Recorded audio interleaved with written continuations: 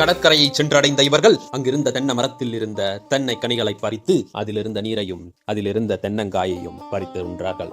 மேலும் அவர்கள் அந்த இடத்திலிருந்து எங்கு சென்றால் நாம் இருக்கும் இடத்திற்கு செல்ல முடியும் என்பதை தீர்மானித்துவிட்டு மேலும் அந்த கட்டுமரத்தை கடலில் செலுத்தினார்கள். அவர்கள் சென்ற அந்த தென்னை மரம் இருந்த தீவு ஒரு சிறிய தீவாக இருந்தது. அந்த தீவை கடந்து சென்றால் அங்கு மிகப்பெரிய தீவு ஒன்று இருப்பது போன்ற கண்களுக்கு அவர்களுக்கு தோற்றம் தெரிந்தது. அதை நோக்கி மேலும் இவர்கள் பயணிக்க அதே மறுமுனையில் இரவு நேரத்தில் கடந்து கொண்டிருந்த அந்த 40 பேரும் காட்டுக்குள் மிருகங்கள் ஆங்காங்கே மரக்கிளைகளில் தொங்கிக் கொண்டும் படுத்துக் கொண்டும் ஆங்காங்கே பாறைகளின் மீது அமர்ந்து கொண்டும் இருப்பதை கண்டார்கள். இதை பார்த்த அவர்கள், சத்தமின்றி நடந்து வாருங்கள், ஏதாவது சிறிய சத்தம் கேட்டாலும் இங்கிருக்கும் மிருகங்கள் நம்மை கண்டுவிடும், புரிகிறதா என்று கூறிக்கொண்டே அவர்கள் பொறுமையாக நகர்ந்து கொண்டிருக்க ஒருவன் என்று ஒரு தும்பல் தும்ப அனைவரும் நடப்பதை நிறுத்திவிட்டு திரும்பி அவனை பார்க்க அவன் மேலும் என்று ஒரு தும்பலை தும்பினான். உடனே அங்கிருந்த மிருகங்கள் சிறியதாக கத்த துவங்கியது.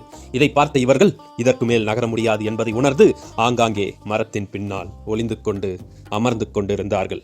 அவரவருடைய மனதிற்குள் ஏதேதோ எண்ணங்கள் ஓடிக்கொண்டிருக்க அதே மறுமுனையில் மறுநாள் காலை விடிந்தவுடன் இவர்கள் அந்த காட்டுக்குள் பொறுமையாக பயணிக்க தொடங்கினார்கள். பயணித்த இவர்களுக்கு அங்கு பழங்கள், கிழங்குகள், சின்ன சின்ன செடி கொடிகள், அவற்றில் இருக்கும் பழங்கள் என அனைத்தும் அங்கிருந்த 39 பேருக்கும் கண்களில் தெரிந்தது. உடனே அவற்றையெல்லாம் அனைத்தையும் பறித்துக் கொண்டு அங்கிருக்கும் மிருகங்களுக்கு தெரியாமல் இவர்கள் பறித்து மூட்டைகளாக கட்டிக்கொண்டு அங்கிருந்து அந்த உணவுகளை எடுத்துக்கொண்டு அவர்கள் வாழும் இடத்திற்கு செல்லலாம் என்று முடிவு செய்தனர். மேலும் இவர்கள் அந்த காட்டுக்குள் சென்று எக்கச்சக்கமான அதிகமான காய்களையும் பழங்களையும் கிழங்குகளையும் உணவுப் பொருட்களையும் எடுத்துக்கொண்டு அவர்கள் நேராக சென்று காட்டுக்கு வெளியில் வந்தனர். வெளியில் வந்த இவர்கள் கனியோ ஆண்டானை அழைத்து, ஆண்டான், கூறு கனி, நாம் இருவரும் இங்கேயே இருப்போம்.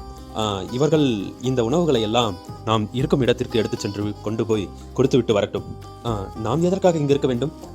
நமக்கு சிறிய வேலை ஒன்று உள்ளது, அதனால் நாம் இங்கேயே இருப்போம். இவர்கள் சென்று வரட்டும். அம்மா கனி, நானும் இங்கேயே இருக்கிறேனே. தந்தையே, நீங்களும் சென்று வாருங்கள். சென்று இந்த உணவுப் பொருட்களை எல்லாம் அனைத்தையும் அவர்களுக்கு கொடுத்துவிட்டு மீண்டும் அவர்களை பத்திரமாக நீங்கள் தான் அழைத்து வர வேண்டும், புரிகிறதா? மீண்டும் எதற்காக அம்மா இங்கு? மீண்டும் இங்கு வந்துதான் ஆக வேண்டும். இங்கு முக்கியமான வேலை இருக்கிறது. அப்படி என்ன முக்கியமான வேலை? நாம் வேறு திசைக்கு சென்று அந்த இடத்தில் ஏதாவது இருக்கிறதா என்பதை மட்டும் தானே காணலாம் என்று நீ கூறினாய். மேலும் இதே இடத்திற்கு வந்து என்ன செய்ய போகிறோம்?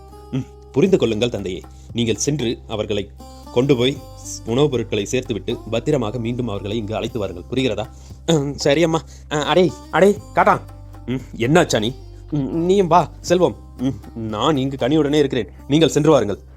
ஏனடா இப்படி கோவித்துக் கொள்கிறாய்? வா சென்று வருவோம். இங்கு பார், எத்தனை மூட்டைகள் இருக்கிறது. இதையெல்லாம் எப்படி கொண்டு செல்ல? முன்பொரு காலத்தில் கழுதைகள் அதிகமாக வைத்திருந்தோம். ஆனால் அந்த கழுதைகளை எல்லாம் வேட்டையாடி ஒன்று விட்டீர்கள். இப்போது அந்த கழுதைகளும் இல்லை. இப்படி இந்த உணவுப் பொருட்களை எப்படி எடுத்து செல்வது?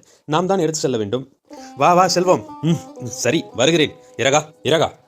கூறுகனி, நீயும் இங்கே இரு. மலர்கொடி எங்கே? மலர்கொடி அங்கே. மலர்கொடி, இதோ வருகிறேன். மலர்கொடி அங்கே வருகிறார். நீயும் இங்கே இரு. எதற்காக? இவர்கள் எல்லாம் எப்படி இந்த பொருட்களை எடுத்துச் செல்வார்கள்? சரி, அவர்கள் எடுத்துச் செல்லட்டும்.